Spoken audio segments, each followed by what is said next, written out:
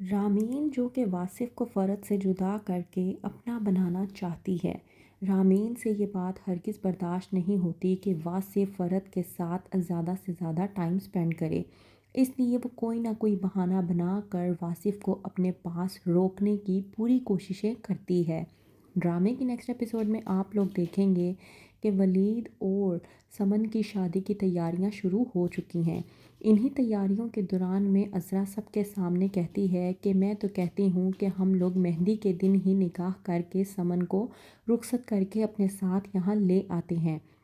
اس بات پر سائرہ سب کے سامنے عذرا کو بے عزت کرنے کی کوشش کرتی ہے اور کہتی ہے کہ پہلے تو تم نے کہا تھا کہ تم دھوم دھام سے ولید کی شادی کر کے ولید کی دلہن کو اس گھر میں رخصت کر کے لے کر آؤ گی۔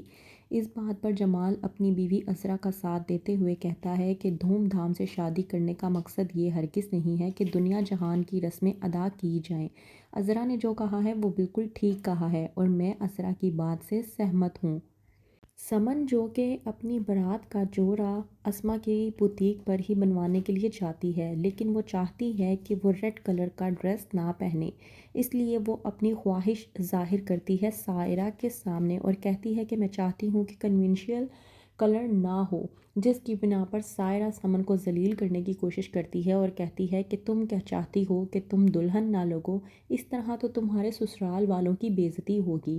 ارے ابھی تو تم بیاہ کر ہمارے گھر میں آئی نہیں ہو، لیکن تم نے تو پہلے سے ہی اپنے سسرال والوں کی بے عزتی کرنے کے طور طریقے شروع کر دیے ہیں۔ اور یہ بات سمن کو بالکل بھی برداشت نہیں ہوتی۔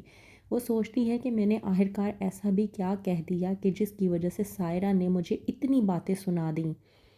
وہیں پر دوسری طرف فرد جو واصف سے کہتی ہے کہ میں بہت زیادہ اداس ہو جاتی ہوں جب پوری فیملی کے لوگ موجود ہوتے ہیں کسی بھی رسم یا کسی بھی ایونٹ پر اور تم موجود نہیں ہوتے، مجھے بہت ادھورا پن محسوس ہوتا ہے، مجھے اچھا نہیں لگتا۔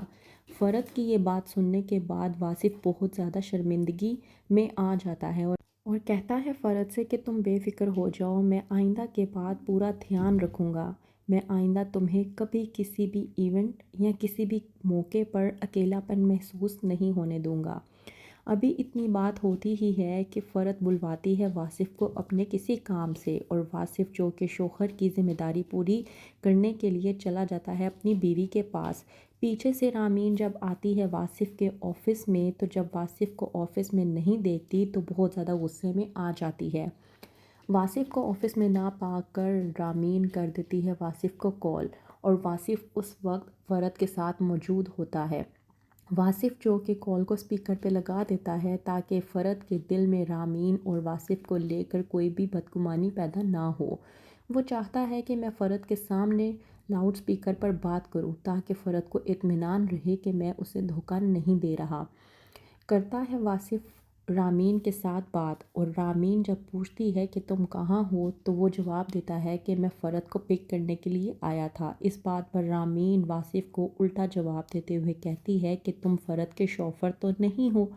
اس بات پر واصف کو بے حد غصہ آ جاتا ہے اور وہ بھڑک اٹھتا ہے، کہتا ہے رامین سے کہ میں اس کا شوہر نہیں لیکن شوہر ضرور ہوں اور وہ مجھے جب بھی بلائے گی اور جتنی مرتبہ بھی بلائے گی میں اس کے لیے جاؤں گا اور اس کی ذمہ داریوں کو پورا کروں گا۔ فرد یہ سب کچھ سننے کے بعد بہت زیادہ خوش ہو جاتی ہے اور اس کے دل میں ایک اطمینان سا آ جاتا ہے کہ اس کا شوہر اس کے ساتھ لائل ہے۔